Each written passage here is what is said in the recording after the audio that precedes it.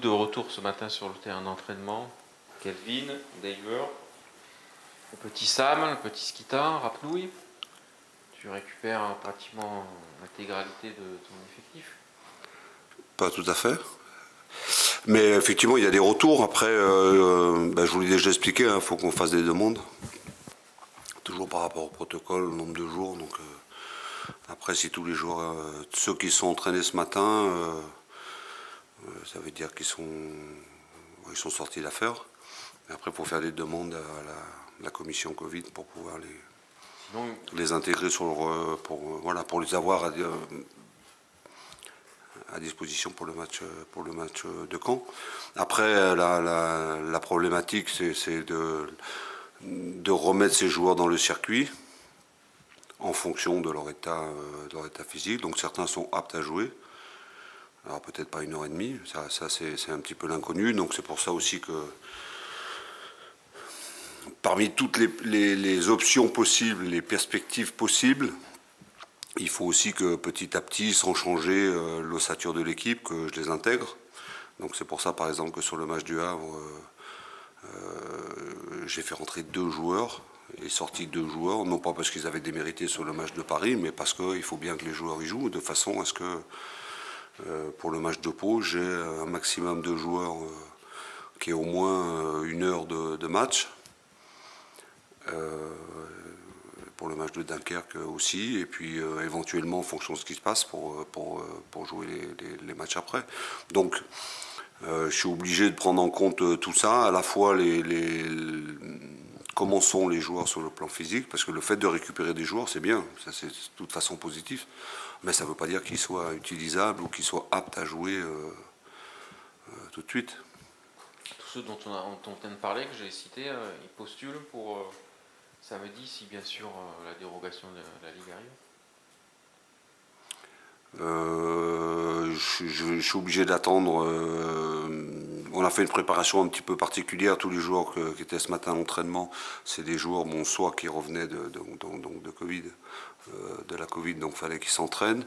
Il y a d'autres joueurs aussi qui ont participé au dernier match, qui avaient besoin d'entraînement parce qu'ils n'avaient pas tout joué. Par contre, ceux qui ont joué les 2 matchs, eux étaient au repos aujourd'hui. Donc pour ça, on va attendre, on va faire un point là, après la conférence de presse avec le préparateur physique, un petit peu discuter avec les joueurs, voir comment ils se sentent. Et puis il y aura un entraînement demain, qui sera un entraînement léger. Et puis on fera un petit entraînement le matin du match aussi.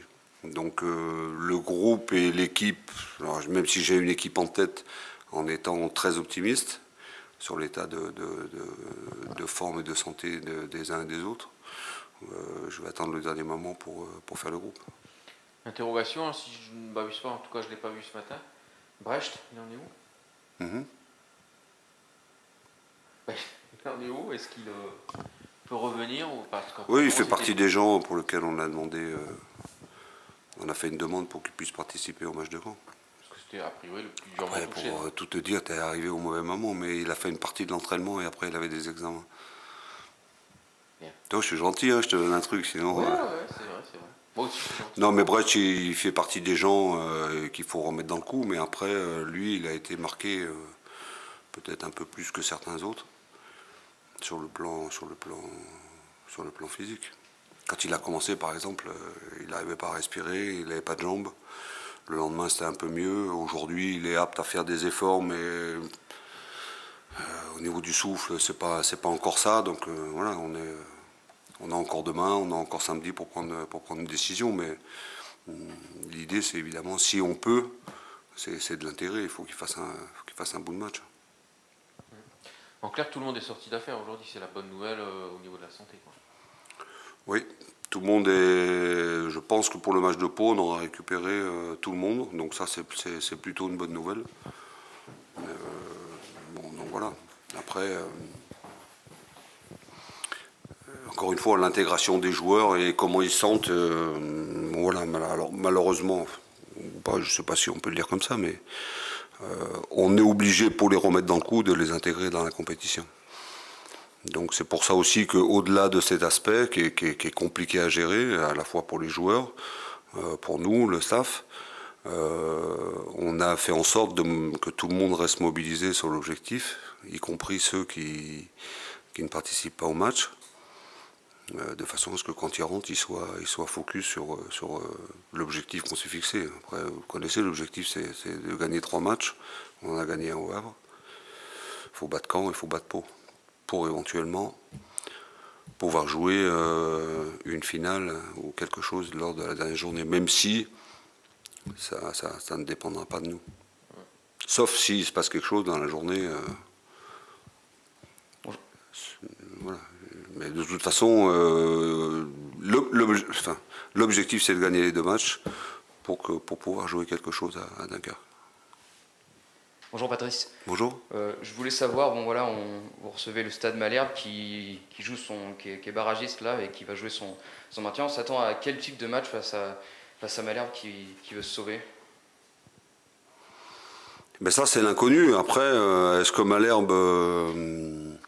Bon, de toute façon, dans la préparation du match, ça ne change rien. Hein. Toutes les équipes, on est allé au Havre, le Havre joue aussi son maintien, la Malherbe joue son maintien. Quand on va aller à Dunkerque, Dunkerque peut jouer son maintien ou pas. Ça va dépendre aussi des résultats du week-end. Donc tous les matchs sont compliqués.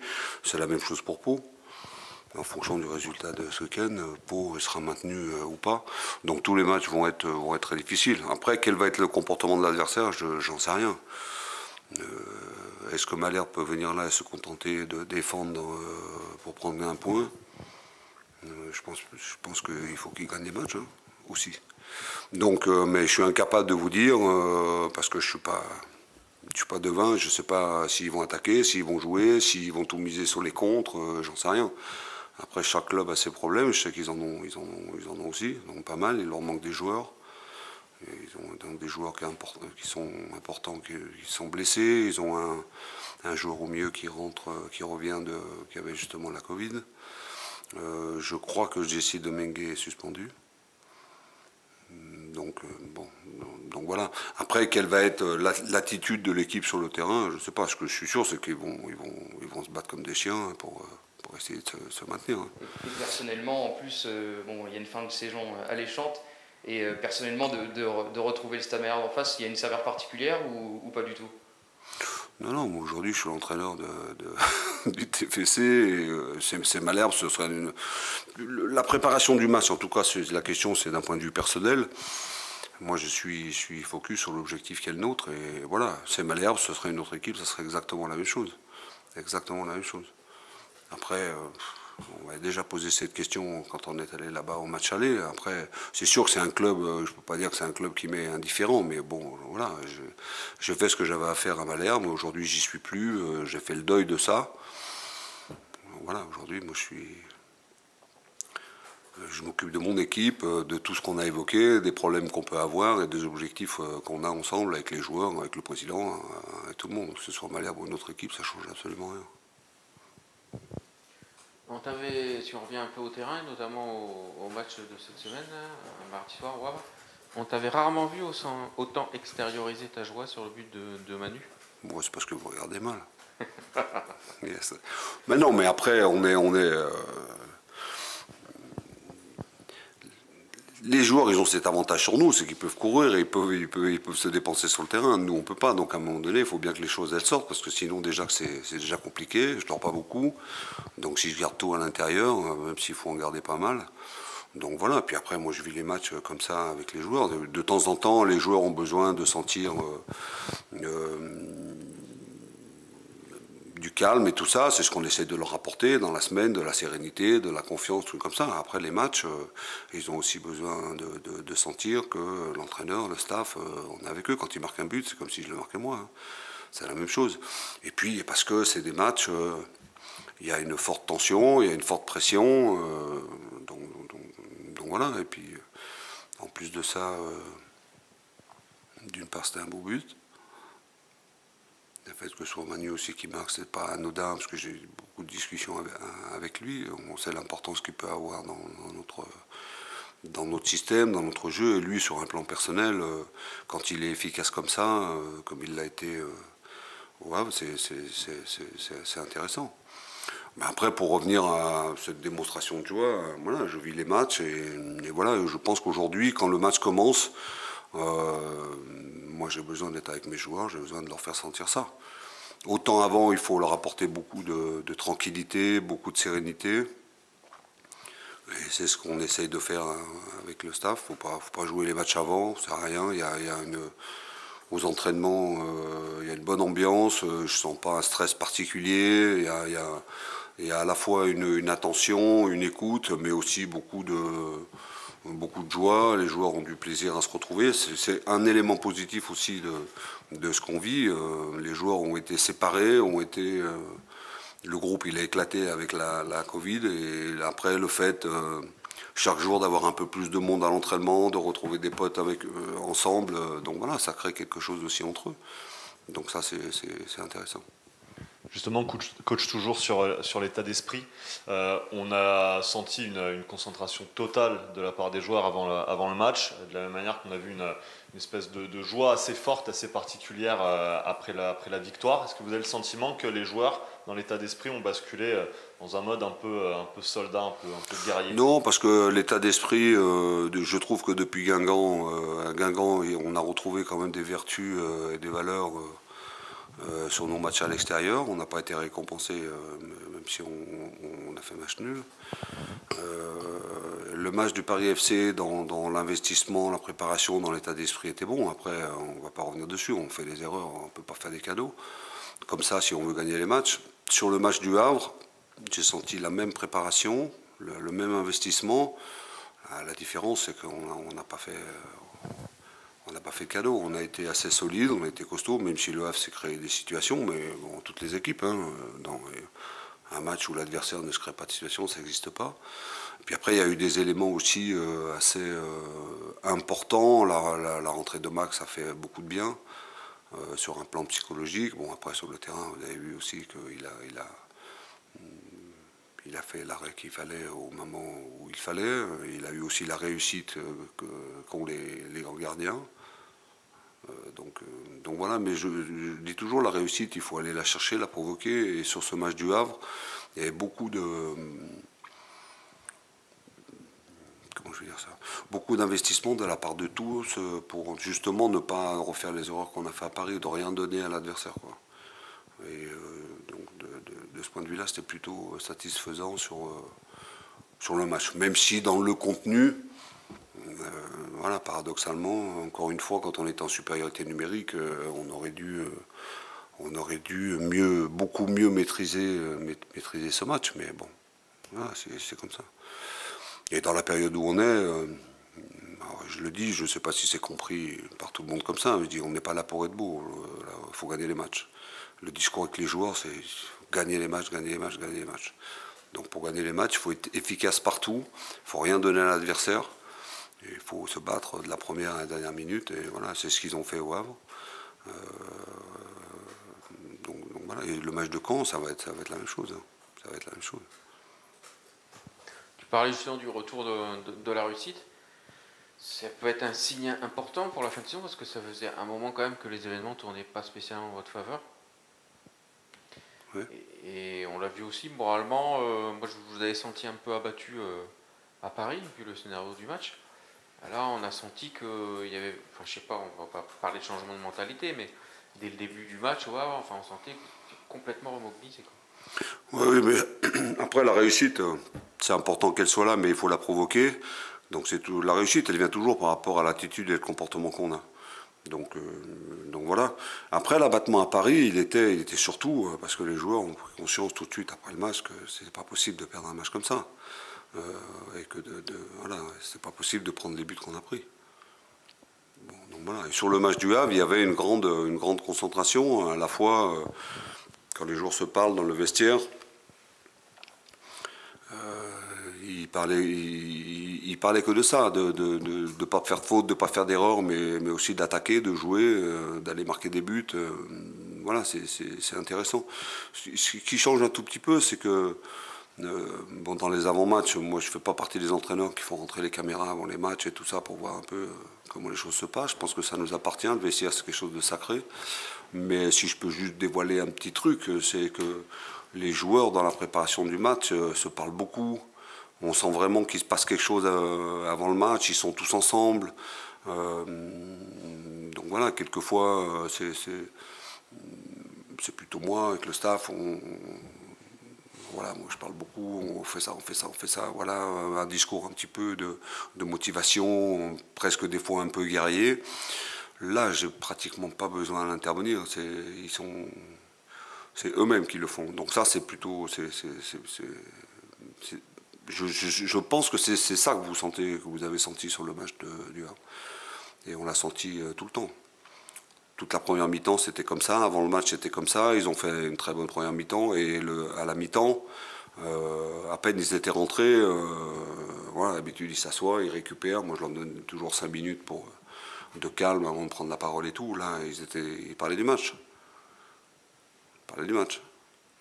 Ils étaient tout de suite dedans. Là, il a fallu un peu tempérer. Asseyez-vous, tranquille, calmez-vous, reprendre un peu ses esprits. Après, voilà, 2-3 mots, puis après de nouveau, les mecs ils se lèvent et puis voilà, tu fais ça, ils se parlent. Bon. Donc ça c'est plutôt positif quand il y a une prise de conscience, quand il y a une animation interne dans le vestiaire qui vient des joueurs. Ça c'est primordial, c'est très très important, parce que c'est eux qui jouent. Hein. Donc, et tous ces éléments-là, ça se sent, si vous l'avez senti, voilà, ça part de petits trucs qui ne se voient pas. Et ça fait partie des choses, enfin, des éléments pour lesquels moi je suis. Enfin, je ne comprendrai jamais qu'on laisse rentrer des caméras dans un vestiaire avant un match, voilà. Même si ça fait bien à la télé. Voilà. Inside, le vestiaire du TFC, pour voir ce qui se passe. Non, ce qui se passe, ça nous appartient. Parce que dans le foot, si on montre tout, les mecs ils viennent plus au stade. Ils auront plus à la télé. Voilà. Petite question annexe. Alors, si le TFC a le bonheur de monter, n'est-ce pas? On parle en ce moment d'une Ligue 1 à 18 clubs dès 2022-2023. Ce qui veut dire que l'année prochaine serait déjà en vigueur l'histoire des 3 ou 4 descentes. Est-ce que tu es pour ou contre soit une Ligue 1 à 18 clubs, notamment dans l'optique d'être là-haut peut-être l'année prochaine et de jouer peut-être pourquoi pas le maintien ou pas Non, moi je suis contre. Je suis contre, mais encore une fois, c'est toujours une question économique, c'est toujours une question financière, c'est toujours toujours plus d'argent, voilà. Mais après, il y a la réalité. Alors, je pense que ça revient aussi sur le tapis parce que la réalité économique du foot français, elle n'est pas florissante comme dans beaucoup de pays, et que voilà, certains se disent. Bon, c'est compliqué pour tout le monde. Si certains clubs ont plus de difficultés que d'autres, voilà, une des solutions, ça serait de passer à 18. Mais moi, je suis contre ça. C'est encore une fois... je ne pourrais pas comprendre pourquoi des villes moyennes n'auraient pas un club en Ligue 1 sous prétexte qu'ils n'ont pas des budgets importants, sous prétexte qu'ils ne génèrent pas des rentrées d'argent sur les retransmissions, sur des choses comme ça. Donc, voilà. Après, quand j'étais à Caen, je disais toujours à mes joueurs, vous êtes aussi important pour tous les Canets, pour tous les habitants de cette ville que les joueurs de Paris sont importants pour Paris. Hein. Et donc voilà, et nous on est dans un club, voilà, avoir un club en Ligue 1 professionnel, même si ces clubs-là ont peu de moyens, ou moins que d'autres, ben voilà, ils existent. Puis après, les gens qui veulent faire ça, ils oublient qu'à un moment donné, s'ils veulent faire un championnat qu'entre eux, quand on a vu la proposition pour... je ne sais plus comment ils ont appelé ça, c'était la Super League ou je ne sais pas quoi. Voilà, s'ils veulent jouer entre eux, mais ils oublient à un moment donné que pour faire des championnats, il faut bien qu'il y ait des équipes qui se rencontrent. Donc voilà, je suis totalement contre. Mais là, tu parles surtout d'un point de vue financier, d'un point de vue sportif. Qu'est-ce que ça change? Non, qu'est-ce que vous voulez que ça change? Qu'est-ce que ça va changer? À part la première saison où il y aurait beaucoup de descentes, quoi, plus que d'habitude. Pour moi, non. La question c'est quoi? Est-ce que ça va améliorer la qualité du championnat et tout ça? Non. Ouais, non, c'est une question qu'on peut se poser. Ben non. Très honnêtement, je vois pas encore. Aucun intérêt financier ni sportif. Dernière question. Bonjour Patrice. Du coup, vous évoquiez justement avant, vous laissez pas mal les joueurs avoir une certaine émulation et se motiver entre eux. Comment vous faites, vous, justement, avec votre staff, pour qu'il y ait le moins de pression possible sur le groupe avec les matchs qui arrivent?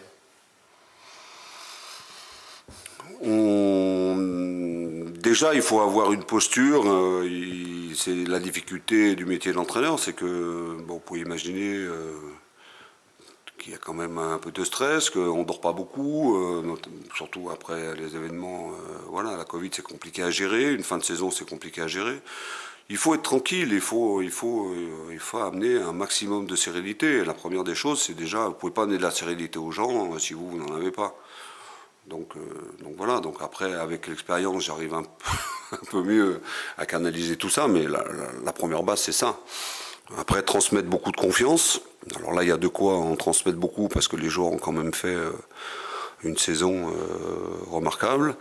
Ils ont fait de belles choses, donc on peut puiser là-dessus, se servir de notre parcours au championnat, et qu'aujourd'hui, quand on arrive à la fin d'un championnat, les équipes qui sont en haut, elles l'ont mérité, elles ont déjà fait des choses. C'est ce que je leur dis. Je dis, vous avez déjà montré, tout le monde sait que vous êtes une bonne équipe, tout le monde sait que vous êtes des bons joueurs, tout le monde sait qui est le TFC aujourd'hui, comment joue le TFC, quelle dynamique on a instauré dans le club, tout le monde sait ce que vous avez fait, d'où on est parti et tout ça. Ok, maintenant, on passe à autre chose. C'est pour ça que je dis on n'est pas là pour être beau. Il faut qu'on se concentre sur l'équipe et sur le fait de gagner les matchs. Après, on amène aussi dans les entraînements des choses un petit peu différentes. Peut-être, ça va peut-être surprendre, mais moi je suis plutôt partisan dans ces moments-là de faire des entraînements plutôt ludiques. Alors, je ne veux pas dire que ça rigole dans tous les sens, mais voilà, sans trop de pression, quoi. Parce que maintenant, les joueurs, il faut qu'ils arrivent au match avec un maximum de fraîcheur, un maximum de confiance, un maximum de sérénité. Donc, tout en étant très attentif sur ça ne veut pas dire qu'on a baissé d'exigence et tout ça, mais dans la façon de présenter les choses, dans ce qu'on fait sur le terrain, c'est plutôt ludique. Voilà, les joueurs, quand ils viennent, ils sont contents de se retrouver. On met en place des séances sur le terrain où ils sont contents de faire les séances. Et puis voilà, puis petit à petit, on rentrera dans le match. Mais par exemple, au Havre, on a changé un petit peu les habitudes. D'habitude, je leur montre, on fait un montage vidéo, on va dans une salle, il y a un montage vidéo qu'on explique, les coups de pied arrêtés, toutes ces choses-là. Contre le Havre, je ne leur ai pas montré de montage vidéo. Par contre, ils l'ont tous eu. Ils l'ont tous reçu. Et je leur ai demandé de regarder tout ça. Et j'ai très peu parlé du Havre. Très peu du Havre. Ouais, c'est un petit peu changer les habitudes. Alors il ne faut pas trop, parce que les joueurs peuvent être perturbés aussi si vous changez tout d'un coup. Mais l'idée, c'est de rester sur justement notre objectif. L'objectif, c'est de gagner les matchs. Gagner les matchs. Donc, après, pour les amener à ça, il faut justement, avant que le match arrive, leur enlever toute la pression, tout le stress, toutes les tensions qu'il peut y avoir. Et la meilleure façon de le faire, c'est de créer un climat autour d'eux, de les mettre dans une bulle, mais qu'à l'intérieur de cette bulle, il y ait beaucoup de joie, beaucoup de plaisir. Et voilà. Après, les équipes qu'on va jouer, elles ne vont pas inventer de système, on sait comment elles jouent, nous, ils savent comment on joue, on a pris le parti de jouer dans notre système, de faire ce qu'on sait faire, ce qu'on maîtrise le mieux. Et puis voilà. Donc l'idée générale, c'est ça.